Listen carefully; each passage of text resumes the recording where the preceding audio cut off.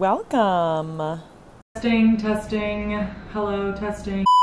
What the freak is up, everybody? My name is Charlotte Otremba, and I'm starting a podcast. So here we are. Welcome. Thank you for spending your time with me. If you're new here, which you probably are, because it's my first episode, welcome, and thank you so much for joining. Basically, this is going to be a weekly podcast. It's not going to be too long, but where I'll just try to make you laugh, maybe learn something. Maybe we can lament together about the state of something small or something big that really set you off on that day. I have a lot of those days, and I think together we can get through them. So, really excited. Okay, my name is Charlotte Otremba. I'm from New York. I live here now. It's the end of July, and coronavirus is still a thing. And I live here with Lon, my boyfriend, and this is not recording still. Let's try again. Testing. Let's see how long this can go on for. Maybe for longer than it did the last time. Seems to just keep stopping. Hello! What the freak is up, everybody? My name is Charlotte Otremba, and welcome to my podcast. Because yes, I'm starting a podcast. As Fortune 5 said, podcasts are like assholes. Everybody has one, and now I have one, and that's probably good because you were wondering if I also had an asshole, and I do. And so this will be a weekly place where you can tune in, where you can laugh and maybe learn something and just have a fun time. That's really it. And also maybe we can talk about things that are bothering us. And it could be small, it could be big. And we'll get through it together because that's like what this is for, you know? And so that's really my hope for it all. I'm shooting it and recording it from my nice little apartment that I share in the West Village with my partner. And he will probably also come on here. And I'm really looking forward to having some guests and having a grand old time. And let's just like talk about everything. I'm so freaking pumped about it. And I'm so excited! Okay, great. So you'll notice I have some flowers here. And they're a little bit sparse for the vase. And that's okay, you know what I mean? Like, we're just doing our best. And so here it is here. I have a lot of dry shampoo in my hair, and that's pretty standard. So you'll get used to that. Come live in there with me. I have some water because I get thirsty. I also get dehydrated, and it should be a fun time. Guys, we're here, we're doing it. All right, so I thought I'd start off with some current events, I guess. I mean, I've been obsessed with the new Taylor Swift album. Have any of you listened to it? If you haven't, I mean, really, what are you even doing? I mean, we're all at home right now. Go listen to it.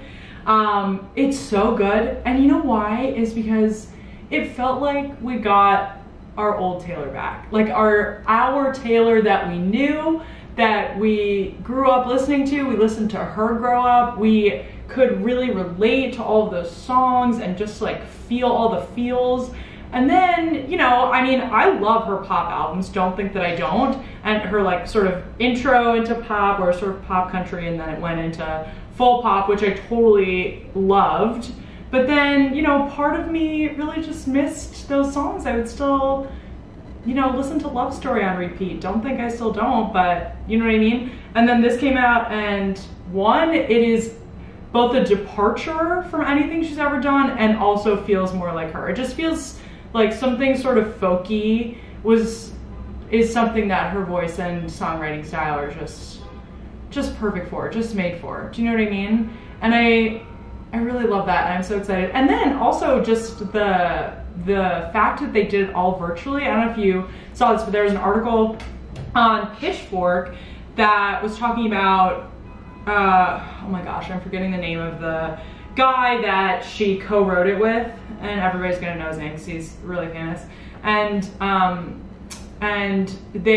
he would send little pieces of audio or pieces of songs that he'd been working on, and would send it over to her, and then she would send back the lyrics, and they'd have a song. And like in the middle of the night at like 2:30 in the morning or something crazy, which is just so crazy, which is just makes me respect her even more, and I think that's so cool. And And also he was saying, which I totally agree with that, just parts of it sound really folky, and then part, like this one song sounds like Joni Mitchell, which I don't know if you guys know Joni Mitchell. I mean, honestly, I like knew of her, obviously. I knew who Joni Mitchell was, but I didn't know her songs that well. And then I directed this play, shout out Lake Worth Playhouse, and shout out Abe Kugler and all my amazing cast, whom I love so much. And I directed this play, and so main sort of theme in the play, not theme, but this Joni Mitchell music always comes on, and that they're in the middle of this desert, and they're all working at this fulfillment center, and so I had to listen to so much Joni Mitchell to get the vibe, and one, I loved it, but also she makes you feel, you feel a certain way, you know what I mean? You just feel all the feels, and I came to really love her music, and it's so true. There are some songs, of course I can't remember the names, but some songs in this album do sort of sound like Joni Mitchell, where it's just sort of, there's no sort of set, like, all right, time for the hook, time for the chorus. It's just kind of rambly, but in a beautiful way.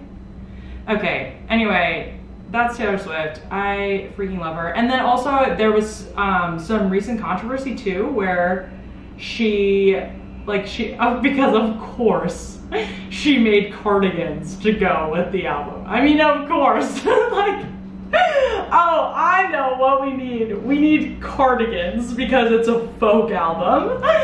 Dead. Did I look them up? Yes. Are they kind of cute? Yes, I would maybe get a cardigan if it didn't say like folklore on the front of it, but otherwise the style is like pretty cute, honestly, not gonna lie.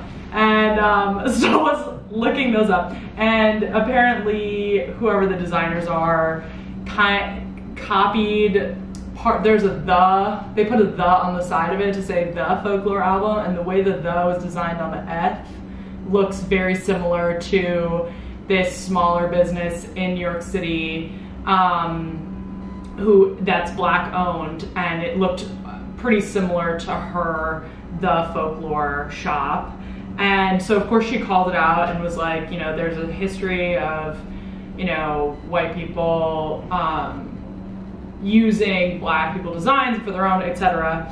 And and I say etc. just because this is not the first time we've heard about this, you know what I mean? This is like, I mean, the Kardashians, I feel like every other day it's like they are ripping something off from somebody. So and she came forward and said that, and then to Taylor Swift's team's credit, they immediately addressed it, fixed the problem, apologized and said, like, you know, none had been sent out and this was an oversight, etc. And which I appreciate. I mean, that's, look, you're putting your name out there and your stuff out there, and also with the internet, I mean, whether it was done maliciously or not, it's hard to say. I mean, I feel like when you're probably doing research or just scrolling through social media, you're looking at all of these images all the time, so there's no way that you couldn't see something, you know what I mean? But maybe it was more malicious, who knows, whatever it is, they fixed it, and she came out and was appreciative and said, you know, thank you for fixing the problem, and you know, this was a good first step, but like, don't let it happen again, you know what I mean? But like, stop, but thank you, but like, stop. Oh my god. Do you love this mic stand? Pretty high tech over here. Don't want to brag, but this is the box it came in, but now it's my height, you know what I mean? I'm pretty tall. Yeah. So anyway, like, yeah. Yeah, so that's that status. And then also Taylor Swift, as I was listening to the Folklore album, also rewatched that painful moment when Kanye West came up on stage, and still just felt so bad for her all over again. And then just remembered how classy Beyonce was to give her the stage at the end so she could have her speech. Anyway, so went down that rabbit hole and was just like, you know what, he kind of is a jerk. And then also jokes on him, because of the two of them right now, I mean, really, who's crushing it? Yeah. I mean, there's no like big claims of presidency coming from Taylor Swift. Honestly, though, she probably would be a great president. But yeah, I don't know. I mean, I don't want to be mean, but Kanye, like, don't freaking run for president. I mean, just no. And also, you can just tell when he's talking, it's like no concept of what goes into the job. Sounds familiar. And yeah. Just no. I don't know, just no. I mean, I dig his aesthetic. I mean, loving the Yeezy stuff. I was a Yeezy model for Halloween one year. Crushed it. Yeah, I just wore like ripped tan clothing. And that's all I wore. And it was like, is she naked? Is she homeless? Crushed it. Freaking crushed it. Actually, also true story, I wore that out for Halloween and I was in a play here in New York City. And it was the night before our last performance, and our last performance was a matinee. And it was in this theater downtown. Honestly, I barely remember Halloween night, so that actually goes to show that I was about to say, yeah, I don't even think it was that crazy of a night, but I don't really remember it, so, and so I went out, slept, yeah, and then barely got up in time to go be at the theater. And I felt so hungover. I literally had to keep my head down like the entire time, and was able to do my hair and makeup, and then got this wave of nausea right before I went on. So they had to hold the curtain. I'm in the opening scene. They had to hold the curtain for me. There was no curtain. It was like a modern, you know, cool contemporary set, but you know what I mean, hold the lights. And hold the set for me, hold the lights for me. And literally dry heaved, but didn't throw up, managed to like get it together. And then swear to God, went out on stage and adrenaline literally carried me through. It was insane. And then carried me through the scene, then I'd have to get off stage and I'd collapse. I literally had no energy, nothing, I had to collapse. It felt so nauseous, had such a headache. I mean, like so bad. And then got on stage and like right before the adrenaline kicked in, like the lights were still dark and I'm on stage for this next scene where I'm one-on-one with this other guy and sorry, I think you could hear that more. Anyway, I'm one-on-one with this other guy and I start to cough, and I swear I thought I was gonna throw up on stage. I had like 2 of those coughs where it feels like it's coming up, and I'm like, oh my God, I'm gonna throw up on stage right now. And then it goes away, then like the adrenaline kicked in, and then I was, you know, home free through the rest of the show, which was honestly, and then yeah, I'd come off stage again, collapse, and then, I mean, it was actually insane. Okay, and then it gets worse because it was the last show, so we had to help with strike, and so I'm like, oh, fuck, I feel like absolute shit. So I'm mustering up courage to try it, and I'm trying to do maybe like lighter lifting. Like I was totally that person that's like fake helping, you know, like making a big show about carrying like one small scarf across the stage to put away. I mean, like, it was just a poor showing. And so then they assigned me and someone else to go drop off a bunch of sound equipment or light equipment or something to Playwrights Rising, which is on like anyway, it was a long cab ride, is the point. We were downtown and it was like way sort of Hell's Kitchen-y area.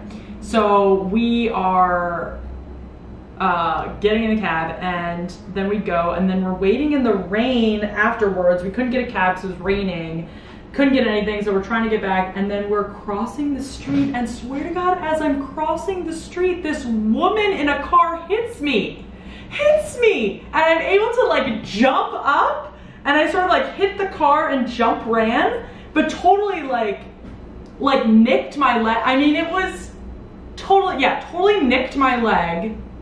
How did I do it? And I sort of like jumped up and ran, and then was able to turn around and take a photo of the car, but I never did anything because I wasn't totally injured. But I had a full scrape on my leg.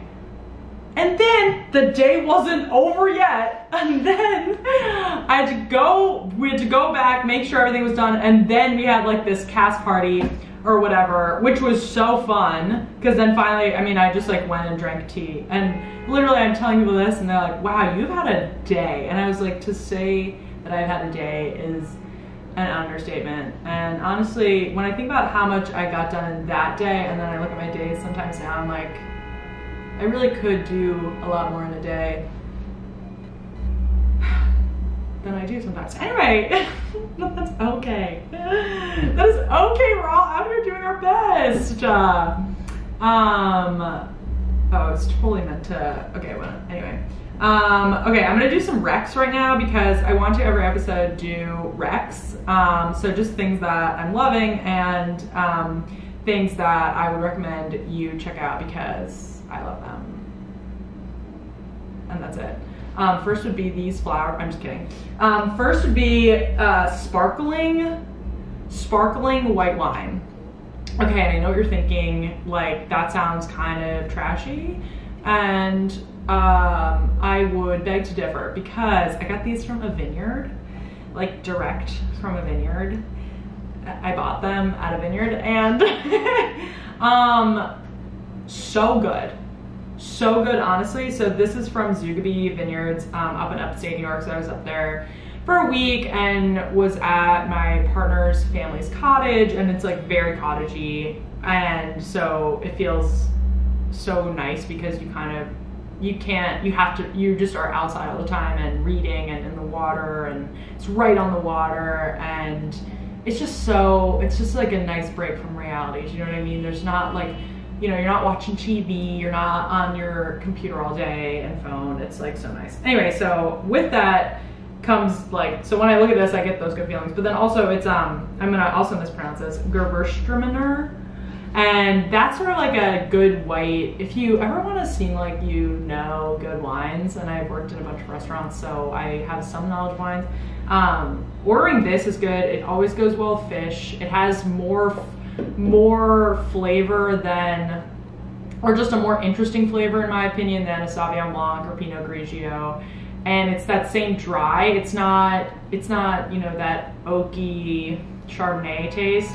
It can sometimes taste, it's gonna sound really weird, but it can taste both fruity and smoky, if that makes sense. And like dry, definitely dry is the bottom line. And so it'll really taste good usually like with fish or something light, I would usually say, and definitely great for summer months. But then also it's a lot of times Austrian, so you'll see it a lot in sort of Eastern European restaurants. They usually will have this a lot. And then there's like a lot of potatoes and obviously sort of wintry foods. Anyway, this bubbly version is so good and my drink of summer. And so I would definitely recommend like looking around next time you go to the wine store, or you're like on Drizzly and ordering in, like see if you can get some, you know, bubbly wine and do a white, but just make sure it's not super sweet. Would be the key. So obviously ask maybe the person there or whatever. Okay, my next recommendation is this book that I'm reading. It's called The Color of Law by Richard Rothstein. And I will warn you right now that, okay, yes, I recommend it because it is so informative and so good, but I will say that it is dense. In a good way. Like it's so well researched and so just eye-opening, and so it's eye-opening without an opinion being forced upon you. Do you know what I mean? I mean, he's obviously proving a point that the government, that federal laws played a role in what is often viewed as just sort of choice segregation, right? A lot of times people will say, oh, well, black people want to live together in their neighborhoods and white people want to live together in their neighborhoods. Like it's by choice that a lot of these things are, a lot of neighborhoods and people are separate, and especially when it comes to housing. And I'm still not even sort of into the, you know, violence and IRS and all that sort of thing. I'm still sort of in housing and zoning and neighborhoods, and just the systematic choices that the government would make time and time again. I mean, even up to Woodrow Wilson, I was reading that there was no segregation in the White House, and then he got to the White House and he reinstated it. He added segregation in. So anybody who was black who was in a superior position to a white position would be demoted because there couldn't be any roles where a black person was superior to a white person.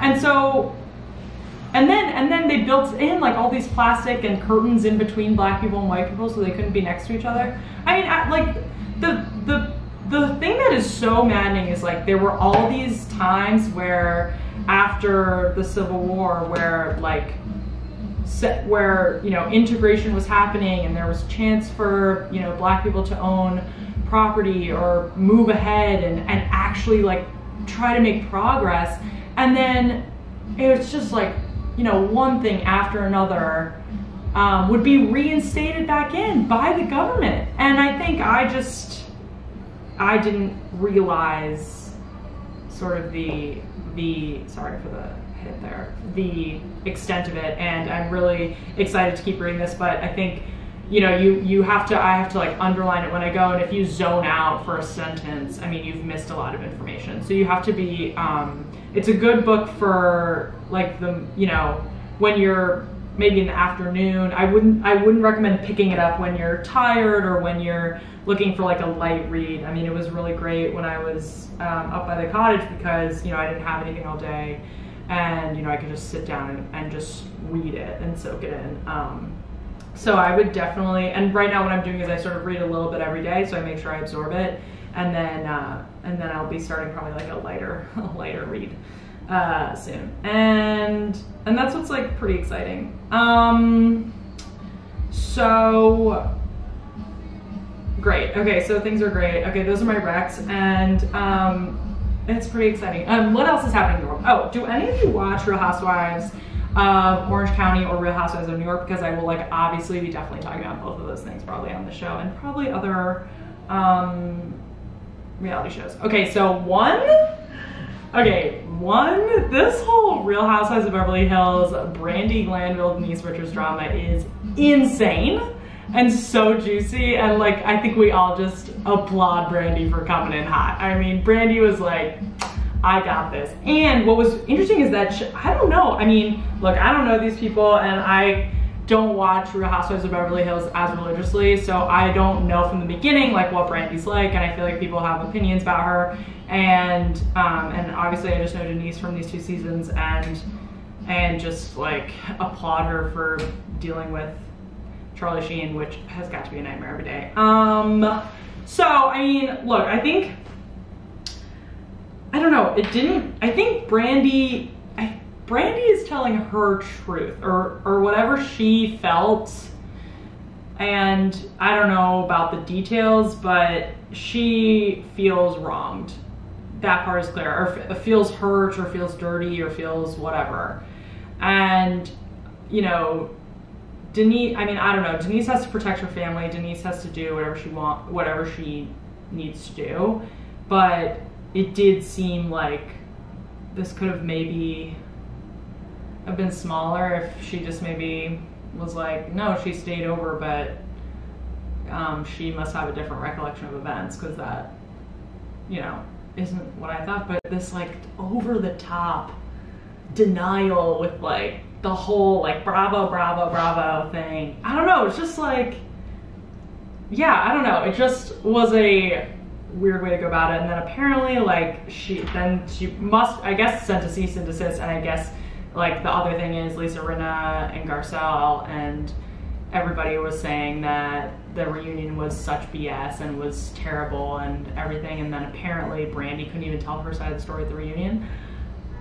I don't know, it's a lot, it's so much, it's just so much, and also so fun. And then Real Housewives of New York, I mean, poor Leah. I mean, really just bottom line, poor Leah. I love Leah, I think she's so badass. And then just like Ramona. I mean, just Ramona, what? I don't know.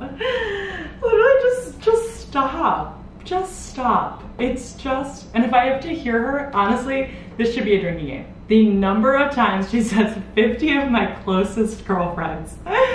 She'll be like, yeah, I had 50 of my closest girlfriends there, and they're all seeing her like this. I invited 50 of my closest girlfriends. 50 of my closest girlfriends were there, and we were all having drinks, and we just felt such love. And I was like, what? What?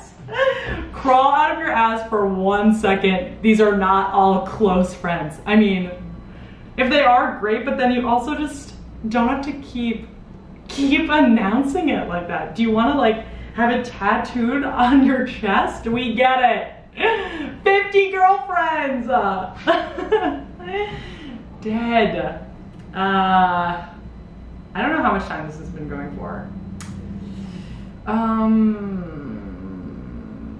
Great. Okay, other favorite thing is if you have not watched the old MacGruber sketches from SNL, I urge you to immediately. They are so funny.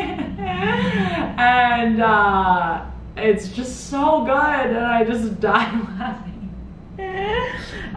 So I recommend you check those out because I'm not even gonna try to like quote them, honestly. They're just so good, and just tell me how you feel about them. But basically Will Forte, who I'm obsessed with, wrote these sketches, and it's a spoof of MacGyver, which is this other show that was like prime 80s basically, I think. Maybe 90s, I don't know, fact check me, I don't care, I never watched it. But I guess his whole shtick was that he'd get them out of these crazy situations where like a bomb was gonna go off or something by putting together like a pen and a scrunchie and whatever and like save the day. I don't know, just find random objects, put them together, and the day is saved. Anyway, so it's like about that, except it'll be like workplace gossip, or then he's like kind of racist, and then he's trying to fix it, and then it's just so bad but so cringy and funny, and he like obviously blows up, so it's funny, and oh, just so good. All right, I'm gonna wrap this baby up. I think this was a great first episode. Feeling great about it, guys. I'm so excited to get into this. So again, every week, pop in. I'll talk about exciting stuff that I'm reading about. I'm gonna have some guests. I'm gonna share my favorite recommendations with you so that, you know, we can grow together, learn together, have a laugh, most importantly, together, and just like get through the day. I'm really pumped about it. Thanks so much for watching, and this is Charlotte Otremba. Have a great day.